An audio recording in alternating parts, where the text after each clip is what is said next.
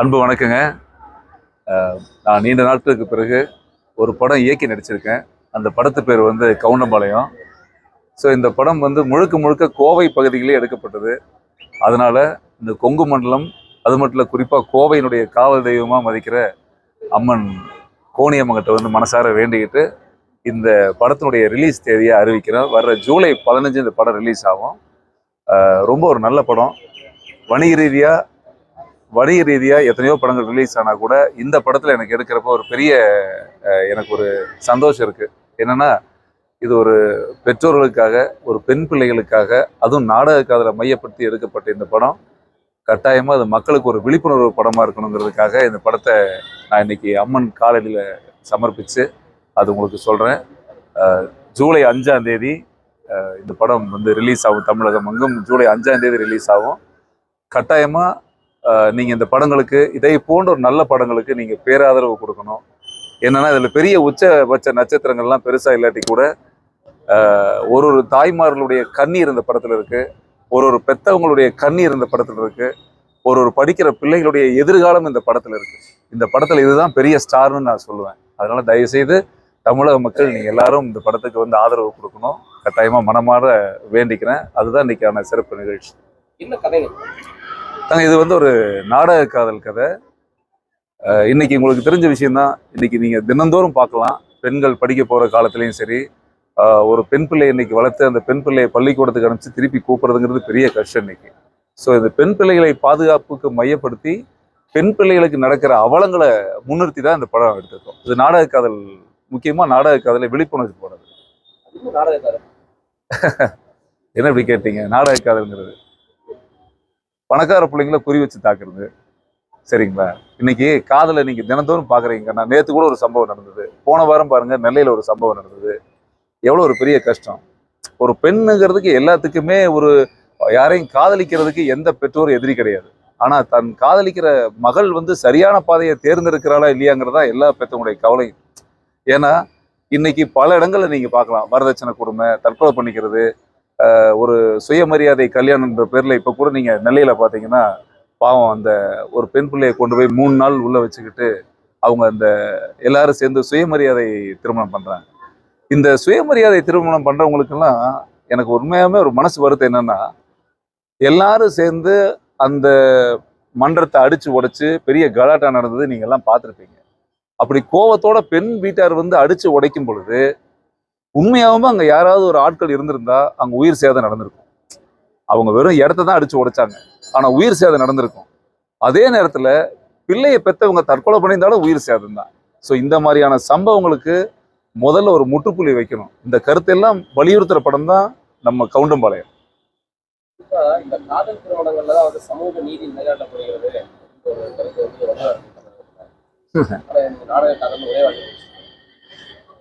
ஏங்க, இந்த சமூக நீதி பத்தி தயவு செய்து யாராவது பேசினா அந்த கடும் கோவம் வரும். என்ன சமூக நீதி? பெத்தம்மா கஷ்டப்பட்டு அவன் கால் கெடுக்க 4 வேலை செஞ்சு, கூலி வேலை செஞ்சு பிள்ளைய படிக்க வச்சு காலேஜுக்கு அனுப்பிச்சு ஸ்கூலுக்கு அனுப்பிச்சு அந்த பிள்ளைய கிளி மாதிரி பார்த்து கொண்டு வர பிள்ளைய கண்டவன் தூக்கிட்டு போறதுதான் உங்களுக்கு புரட்சி காதலாது? இதுதான் சமூக நீதியான காதலாது?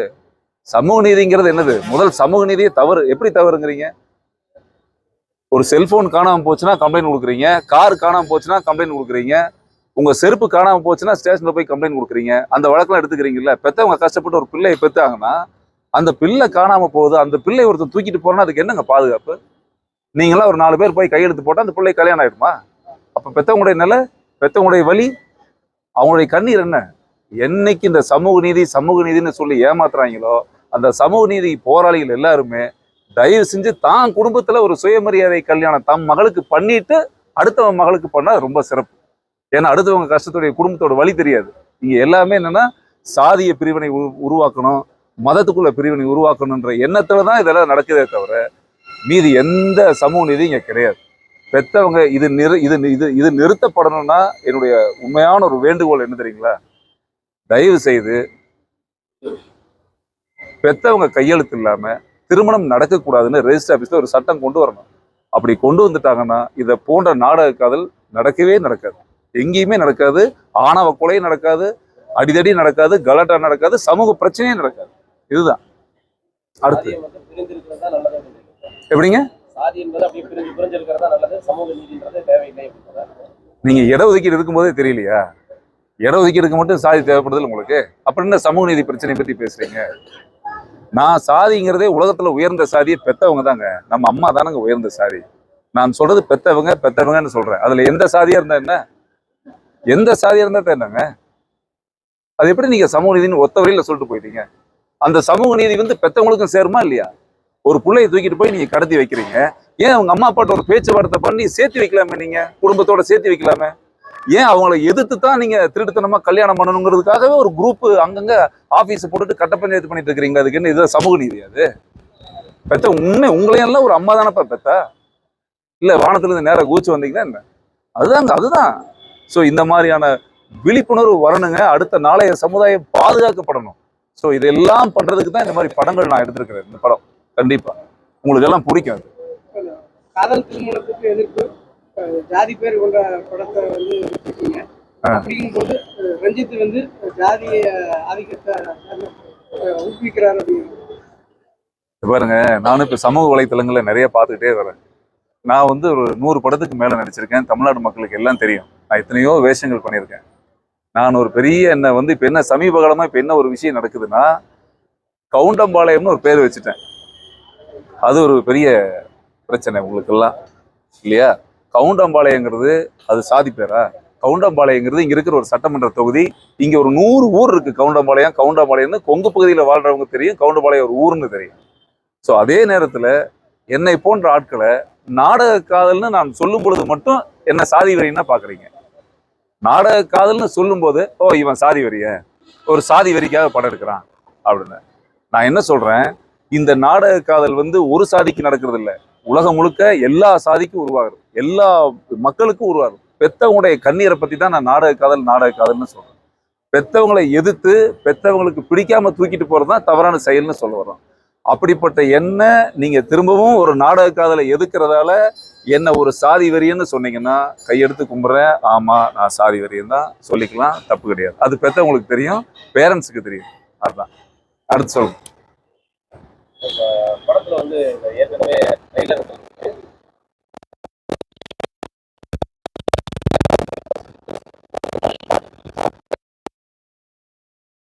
நான் மாட்டுக்கு இருக்குன்னு வளர்ந்தவன்டா இதெல்லாம் ட்ரெய்லர்ல இருந்தது இல்லையா? ஆமா, உங்களுடைய கருத்துக்கும் அதுக்கும் பார்க்கும்போது பாருங்க,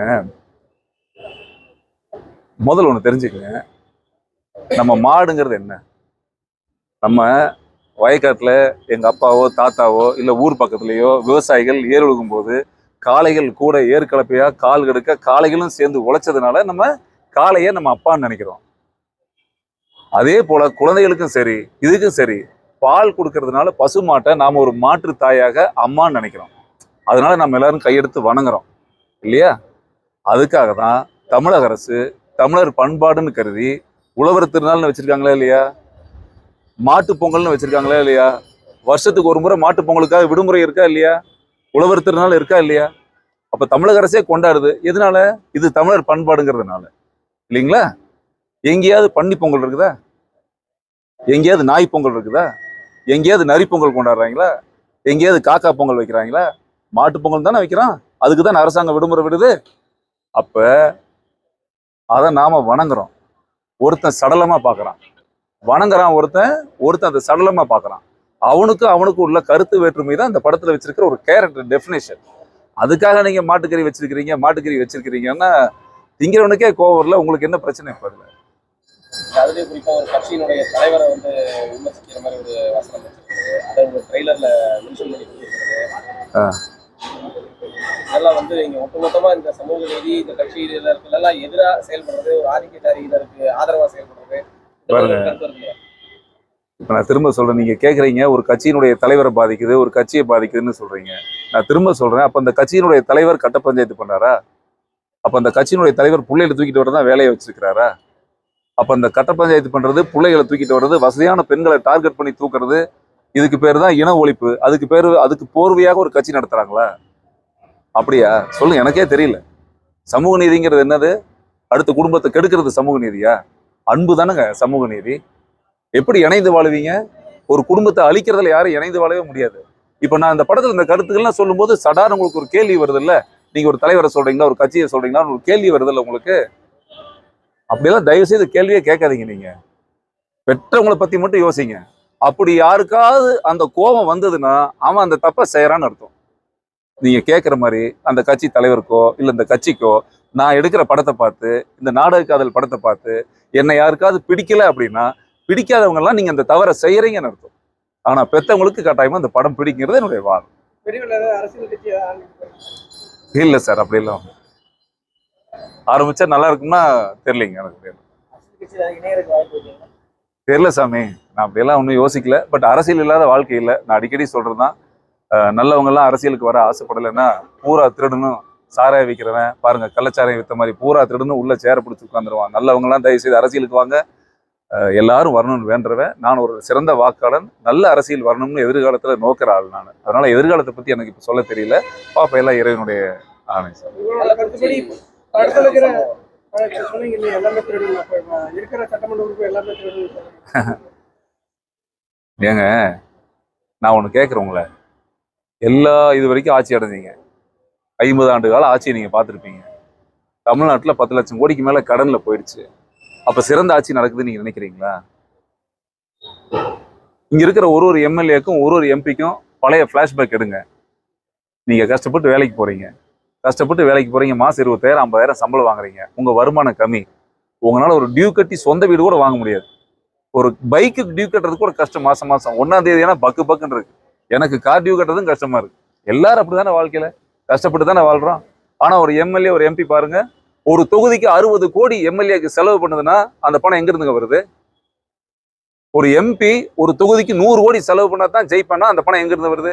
ஏன் அவன் செலவு பண்றான்? எதுக்கு செலவு பண்றான்? ஓட்டுக்கு 10,000 எதுக்கு கொடுக்குறான்? எதுக்கு சரக்கு வாங்கி கொடுக்குறான்? சொல்லுங்க. 5 வருஷத்துக்கு முன்னாடி அந்த எம்பி என்ன கம்பெனி வச்சிருந்தான்? பில்கேட்ஸோட பேரனா அவன்? சாதாரணமா சைக்கிள்ல வந்துட்டு இருந்தான், டிஎஸ்ல வந்திருந்தா, டக்குன்னு பார்த்தா 2 காலேஜ் வச்சிருப்பான், டக்குன்னு பார்த்தா பெரிய கல்குவாரி வச்சிருப்பான். இதெல்லாம் எங்க வந்தது? உழைச்சு வந்ததா? உழைக்கிறவங்க முழுக்க 80% பாவம் நடந்து ரோட்ல கஷ்டப்பட்டுக்கிறான் வெயில்ல. ஆனா இவங்க வாழ்க்கையில நீங்க பாக்குறீங்கல்ல, அப்ப இதுக்கு பேர் என்னது? கடவுள் கொண்டாந்து கொடுத்தாரா என்ன உங்களுக்கு? சொல்லுங்க. இந்த திருட்டுத்தனம் இல்லாத அரசியல் வரணுங்கிறதாங்க என்னை போன்ற ஆட்களுடைய விருப்பம். நாளைய தலைமுறையை பாதுகாக்கணும்னா இந்த அரசியல்லாம் அப்புறப்படுத்த வேணும். இந்த திருடங்களா இருக்கக்கூடாதுன்னு நான் சொல்றேன். அரசியல் பேச்சு வந்து திராவிட கட்சிகளுக்கு எதிரானதா இருக்குது. அப்படியா? நான் மக்களுக்கு எதிரானவங்கள சொல்லிட்டு இருக்கிறேன் சாமி. அது என்ன திராவிடம்? அந்த மாதிரிலாம் என்ன? நீங்க மக்களுக்கு எதிரான ஆட்சியும் மக்களுக்கு எதிரான அரசாங்கத்தை பத்தி தான் நான் பேசுறேன். இந்த பேச்சு அடிப்படை சாராம்சம் பார்த்தா நாம் தமிழர் நோக்கி போற மாதிரி இருக்கு. நான் தமிழன் தான் சாமி. நான் தமிழன் தான், சுத்த தமிழன், ஒரு தூய்மையான இந்தியன், இந்து. உண்மைதானே? என் பிறப்பை நான் மாத்திக்கவே முடியாதுல்ல. சொல்லுங்க. கள்ளக்குறிச்சி சம்பவத்துல உயிரிழந்தவங்களுக்கு ஆளுங்கட்சியான திமுகவும் எதிர்கட்சியான அதிமுகவும் மாறி மாறி அவங்களுக்கான அந்த உயிரிழந்தவங்களுக்கான நிதியுதவி கொடுக்கறது, ஒரு சில கட்சிகள் வந்து அதை நிதியுதவி கொடுக்கறதை எதிர்க்கிறது அப்படின்ற ஒரு இன்னும் இப்ப 20 மாசம் தான் அங்க தேர்தல் இருக்கு இல்லையா? தேர்தல் வந்துருச்சுல்ல, அதனால 10 லட்சம் என்னங்க, ஒரு ஆளுக்கு 1 கோடி கொடுக்கறது கூட வாய்ப்பு இருக்கு. போட்டி போட்டு ஏன்டா கொடுக்குறீங்கன்னு ஒரு குரூப்பும். எவ்வளவு கொடுமைன்னு யோசிச்சிங்களா? எவ்வளவு பாருங்க. அந்த உயிர்கள்லாம் டிவியில பார்க்கும்போது கண்ணீர் அப்படியே மனசே கஷ்டமா இருக்குங்க. உண்மையாலுமே பயங்கர வருத்தமா இருக்கு. எத்தனை உயிர்கள் பலியாது பாருங்க. நீங்க எல்லாரும் கள்ளச்சாராயம் குடிச்சு செத்துட்டாங்கிறதுக்காக கோவப்படுறீங்க. நம்ம நாடு ரோடு முழுக்க முக்குக்கு முக்கு மதுக்கடையை திறந்து வச்சிருக்கானே, அதெல்லாம் உங்களுக்கு தவறா தெரியலையா? இது ஸ்லோ பாய்சனுங்க. இவன் இன்னைக்கே செத்துருவான், இவன் 5 வருஷம் கழிச்சு சாவான். ஸ்லோ பாய்சனுங்க. இது என்ன ஒரு பெரிய மாற்றம்? உங்களால இந்த கள்ளச்சாராயத்தெல்லாம் ஒழிக்கவே முடியாது. அட பிளாஸ்டிக் பாட்டில ஒழிங்கன்னு சொல்லி மூக்குக்கு போர்டு வச்சிங்களே, உங்களால ஒரு பிளாஸ்டிக் குப்பை ஒழிக்க முடிஞ்சுதா? அப்புறம் எப்படி கள்ளச்சாராயத்தை ஒழிக்க முடியும்? இந்த கையாளாகத்தனம் எல்லாம் மனிதர் கேவலமா இருக்குதுங்க. உண்மையா கஷ்டமா இருக்கு. இது யாருக்கும் தெரியாம நடந்திருக்காது, அரசியல்வாதிகளுக்கு தெரியாம நடந்திருக்காது, ஆட்சியாளர்களுக்கு தெரியாம நடந்திருக்காது.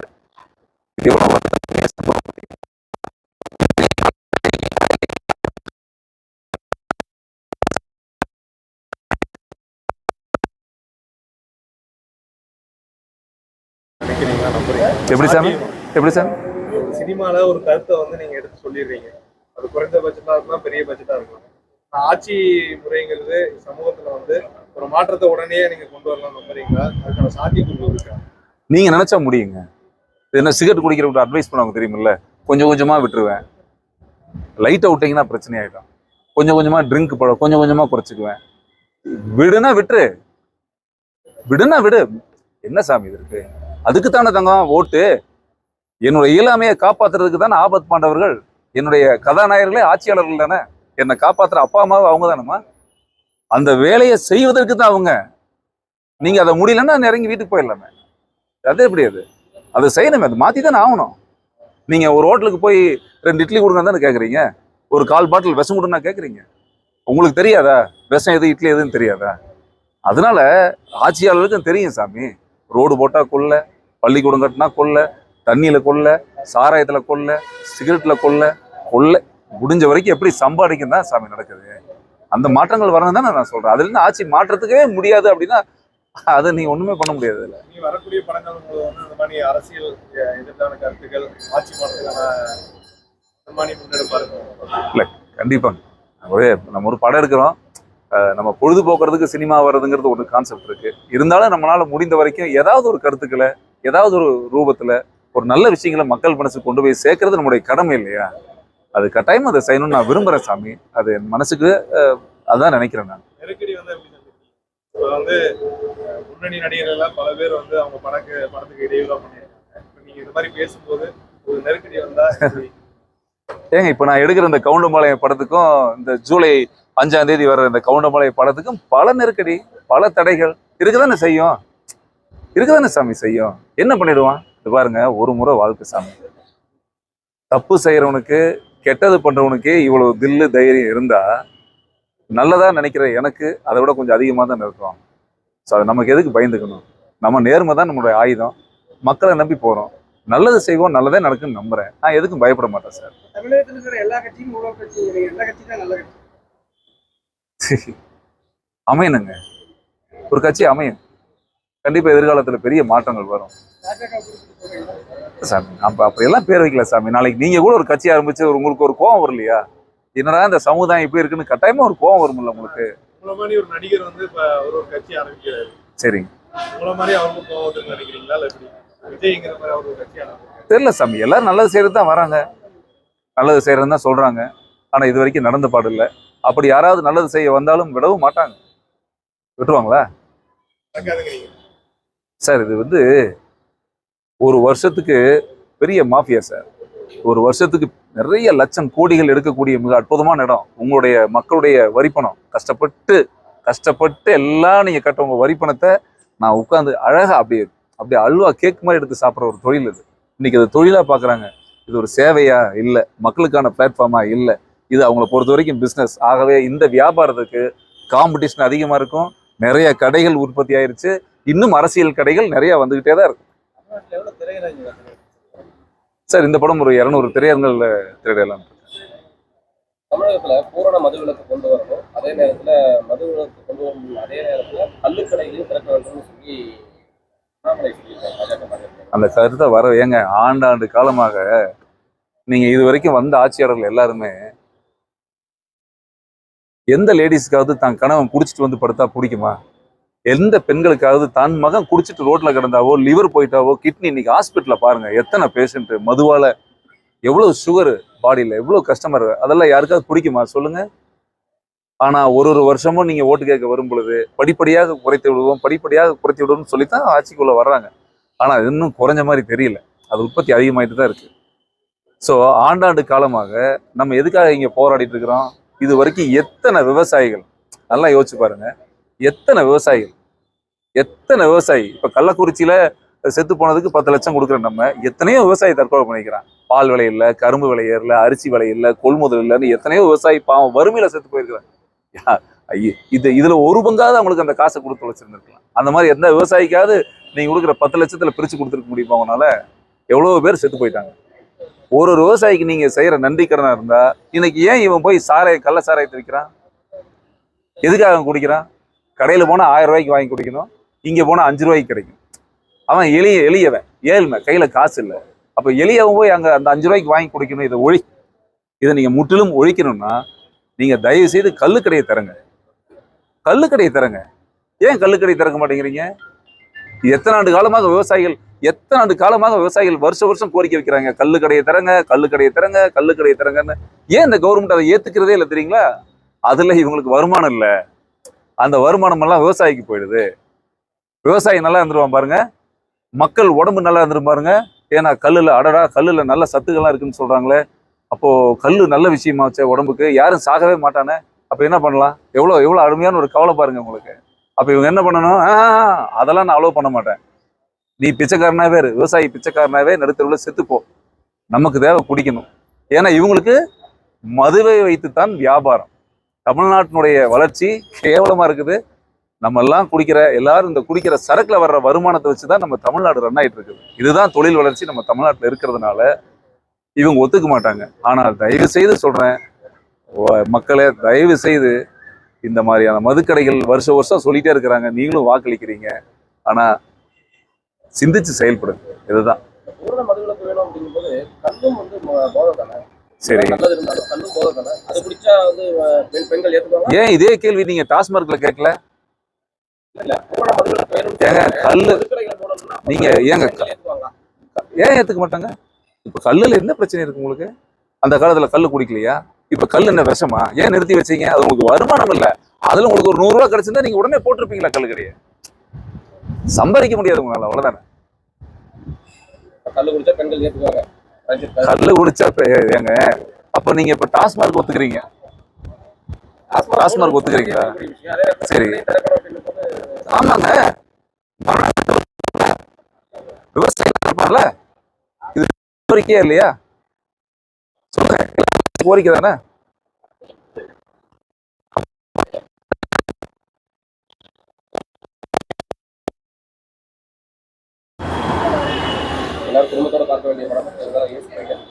அதான் நானும் நீண்ட கால போராட்டம் பண்ணி சென்சார்ல, நான் யாரையும் தவறா சொல்ல விரும்பல. ஏன்னா ஒரு படம் சென்சார் ஆனதுக்கப்புறம் நம்ம அதை ஏற்றுக்கிட்டு தான் ஆகணும். பல போராட்டங்கள், பல பிரச்சனை இருந்தது இந்த படத்தில். இந்த படம் ஆபாச காட்சியில் எங்கேயுமே இருக்காது. தயவுசெய்து நீங்கள் தேட்டருக்கு வந்து பார்க்கலாம். இது நல்ல படம், நேர்மையான கருத்துக்களை சொல்லியிருக்கிறேன். ஆனால் இந்த படத்தில் நாடக காதலை ஒட்டி வரக்கூடிய சமுதாய கருத்துக்களோ சமுதாயம் சார்ந்த விஷயங்களோ ஆழமாக சொன்னதுனால அறிவு சார்ந்தவங்க இந்த படத்தை பார்க்கணும்னு நினைச்சாங்களோ என்னமோ தெரியல, நம்ம படத்துக்கு சர்டிஃபிகேட் கொடுத்துருக்குறாங்க. இருந்தாலும் இந்த படம் வெற்றி அடையணும், மக்களை நம்பி நம்ம வரோம். கட்டாயமாக மக்கள் இந்த படத்தை பார்ப்பாங்கன்னு நம்பி வந்திருக்கோம். பார்ப்போம்.